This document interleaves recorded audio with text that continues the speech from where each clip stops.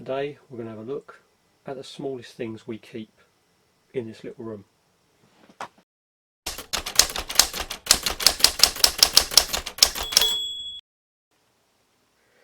So with the hisser colony going absolutely crazy, I did a little swap with Mr. Ant's Rambling, Paul, for a starter setup of some zebra isopods, some dairy cow isopods, and some orange isopods. These are both the same genus. They're the Porcellio-Levis, or Levis, however you pronounce it. So I've got three different setups of colonies. You can see just a little dairy cow there wandering around.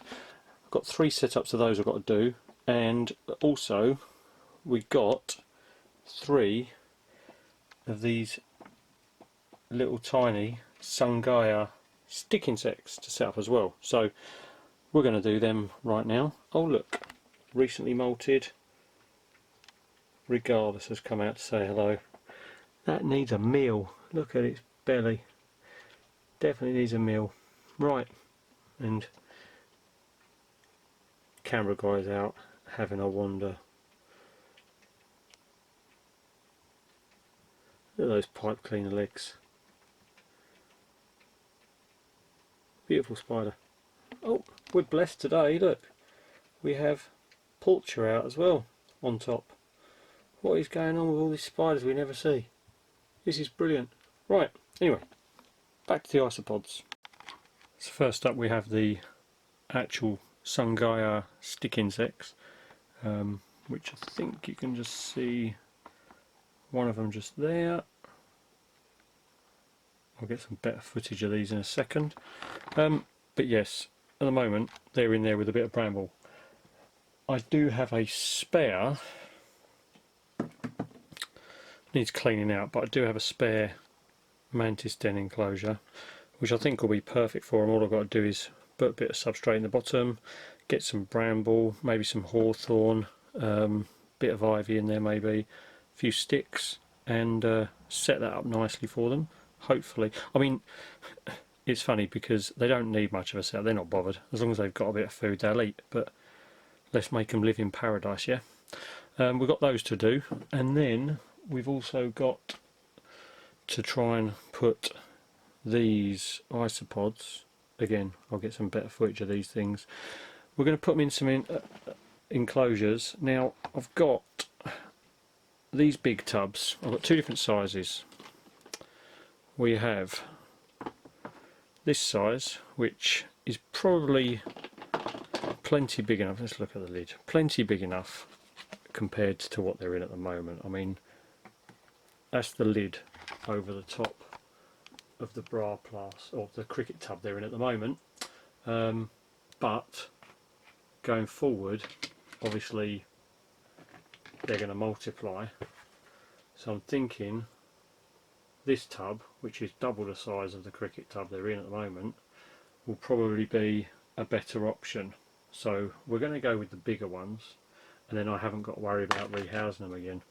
So let's get some holes drilled in these big tubs, and once we've got the holes in these and we've got some soil in there and everything, we can move the isopods over. 3 tubs, 3 colonies. And I think we're done. We've got 3 setups for the isopods. They have got peat moss as the substrate, mixed with one side as like a third of it, and this one, a corner here and a corner here, just to see a different setup of sphagnum moss. We have cork bark half over the sphagnum moss as well, so they can choose where they want to go on that. We've got some cuttlefish, probably too much cuttlefish in there for like a protein source, leaf litter, and in the actual soil mixed in is some decayed leaf and decayed wood, which is the white wood from the spider shop. So hopefully what I need to do is get to the woods in the next couple of days and get some oak leaves, clean them off and put them in here as well, so we've got a bit more leaf in there. But for now I think these setups will be okay.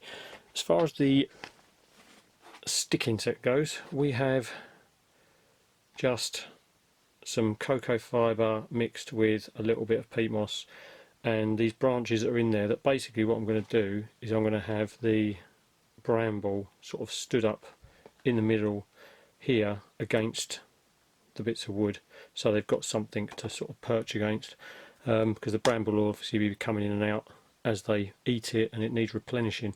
But I think that's done, so now it's just time to get moved in. What I've done is I've drilled an awful lot of holes. Don't know if the camera will pick this up. Awful lot of holes. There's holes all the way along all the sides. Let's turn this one around a little bit. There we go. You can see holes all the way along the top, and in the lids I've also got holes around the edge, so that when the lid is on and it's stacked,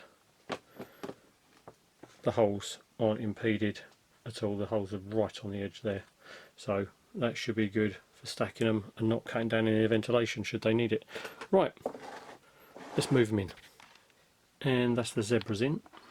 Probably a little bit too much substrate, but I completely forgot, schoolboy error, that I had a tub full of dirt that I had to empty in here.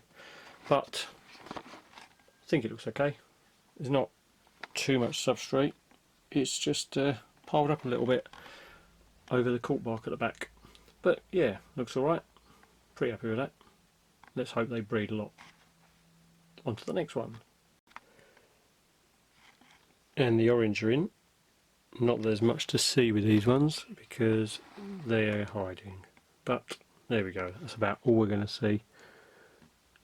There's one underneath here somewhere. But yeah, they're all in. Now we move on. And the dairy cows are in as well. These ones, again, hidden. So let's see if we can spot any. There's one just down there. But no one burying itself. Just there. Oh, this one's come out. Yeah, these ones are quite reclusive, so we'll let them be. Anyway, that's all of them back in now. Job done. So after a quick discussion with someone far more knowledgeable than me, what we've done is we've now put a little tiny pot with a lid on it with water in, and I've jammed the bramble in so that effectively the bramble will last longer. Misted, and as you can see, they're in there and happy. Well, moving around anyway, the little babies. We've got one just there. Come on, focus camera. One just there, and one just there. So hopefully they will be happy in there. Missed them once a day, and job's good for those.